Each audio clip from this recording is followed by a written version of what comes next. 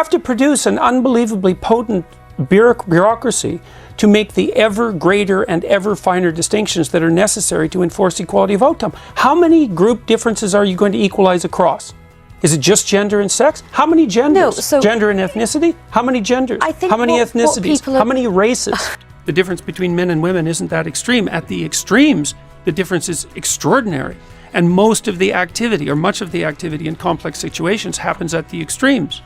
So men are more interested in things than women are, and women are more interested in people than men are, on average. And those differences are largest in Scandinavia, by the way. So there's no evidence that they're socioculturally constructed. And one of the consequences of that is that if you leave men and women to make free choices... Well, let's put aside that Scandinavia is not just one country, and it has lots of different cultural, political differences within Sure, but the point is that, and this is the fundamental point, is that the more egalitarian the country, the bigger the differences between men and women. Culture does not make people, and people make culture. If it is true that the full humanity of women is not our culture, then we can and must make it our culture. According to Peterson, men and women won't sort themselves into the same categories if you leave them alone to do it of their own accord. There are other reasons why equality is unattainable, Peterson explains. Many women around the age of between 28 and 32 have a career-family crisis that they have to deal with. And I think that's partly because of the foreshortened time frame that women have to contend with. Women have to get the major pieces of their life put together faster than men. Do women have opportunity? Do women have equality of opportunity then broadly across Western societies? Compared to what? Compared to not having equality of opportunity. Well, compared to 100 years ago, yes. Compared to 50 years ago, yes. Compared to most places in the world throughout history, yes. Compared to a hypothetical ideal, no. But I'm not very, very leery. Would that hypothetical ideal be a good ideal or a bad ideal? Well, it depends on how you define equality. If you define it as equality of outcome, then it's a catastrophic ideal. See, this is something too. We know that the left can go too far, and we know that the right can go too far. I mean, I would say that's the abject lesson of the 20th century. Both can go too far. And we kind of know when the right goes too far. We probably think the right goes too far, if you had to boil it down to one thing, when people start making claims of racial or ethnic superiority. That seems to be the marker. But we don't know when the left goes too far. And the left, to be frank about it, isn't very careful about differentiating itself into those who are pursuing a reasonable progressive agenda and those who have seriously gone too far. I'm not anti-feminist per se. I mean, I think the idea that the world would benefit from the movement of talent from both sexes into the workplace as rapidly as possible is something that anyone with any sense should share, given the rarity of talent and the necessity for utilizing it. I do stand by my original statement, though, that there's a brand of more radical feminism that insists that our culture is best characterized as an oppressive patriarchy, and I think that, first of all, that's an appalling sociological doctrine, and I think it has very negative psychological effects. And they won't be limited to men, because if it's true that there's something toxic, let's say, about masculinity per se, what that will inevitably mean is that as women adopt more masculine roles, traditionally, what is that toxicity somehow going to go away? Feminism is not just important for women, but for every sex, gender, caste, creed, and more.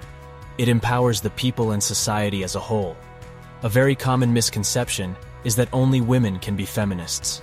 Feminism is not only important for women to establish their equality, but also for all genders that are being deprived equal opportunities.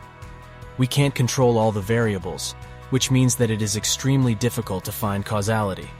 It turns into guesswork when you have to say whether one factor or another is decisive. This is the fundamental problem. The idea being that if there isn't equivalent representation of all possible groups at all possible levels of all possible hierarchies, that indicates a tyrannical prejudice that needs to be rooted out. And that's having an absolutely pernicious effect on institutions, especially educational institutions in North America. It's an increasingly widespread view, and I think it poses far more danger than you think. Is it possible that views become more attractive when something is dissatisfied and when aspirations have not been met, which are reasonable aspirations to have, and you can then say that the answers are wrong or that they Oh, distort. sometimes. But so I was trying to say, if this is such a popular view, to cite your example on campuses in North America, it may be that there's something out there that existing society has not satisfied. What hasn't satisfied the ever-present human tendency towards envy and resentment. That's for sure. So that's all that's driving it. Not all, but it's a tremendous amount of what's driving it. And an absolute lack of gratitude for what we've managed to accomplish and what we have in front of us. One of the things that's happened in the analysis of the differences between men and women is that the social constructionist claim is that the differences are socially constructed, right? Is that it's a consequence of environment that men and women differ. But what the scientific literature indicates is that as cultures become more egalitarian, like they have in Scandinavia, the differences between men and women actually increase rather than decreasing, which is a direct repost to the social constructionist view. So they just deny all that. The biggest differences in the world in interest and temperament are between Scandinavian men and women. It's exactly the opposite of what everyone predicted. What does it mean for a society to be equal? Is it all starting from the same point? Is it all finishing at the same point? Is it enough to give everyone a fair shot and may the best person win? Or should we be making sure everyone gets their slice of the pie? This is, in a nutshell, the essence of the opportunity versus outcome debate. Two ways of thinking about equality pitted against each other. Everything is not relative. People are different, according to Peterson. Not just because of nurture, socialization, and cultural influence. No, people are born different, biologically speaking. I don't see it like that at all. I'm trying to suggest to people that their best bet in life, and this is men and women alike, is to adopt as much responsibility as they can for their own lives, and because that's where the meaning in life is to be found. And the notion that that's somehow a message that's limited to young men it's an absurd message. Why would that be limited? We talk a lot about equality, but there's various forms of equality. There's equality of opportunity, which we discussed briefly, which I think is a very admirable goal. And then there's equality of outcome, which I think is I think it's a totalitarian impossibility, and I think it's often conflated with equality of opportunity. Equality of outcome, of course, is the doctrine that every occupation should be occupied by people in precise proportion to their proportionality in the population. Well, I think that anybody who doesn't think that the competitive landscape should be opened up for equality of opportunity is not thinking. And so everyone's interests are better served if people have as equal access to opportunity to display their talents and to manifest their talents in the world as possible. So in that sense, certainly. But feminism now, and this is why it's so deeply unpopular, a very small minority of women in the UK identify as feminists. And the reason for that is it's primarily become an ideological weapon.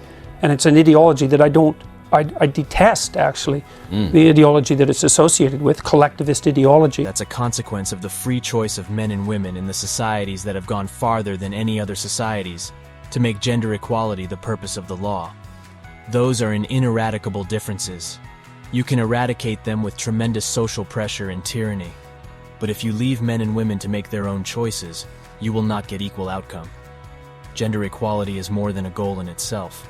It is a precondition for meeting the challenge of reducing poverty, promoting sustainable development, and building good governance.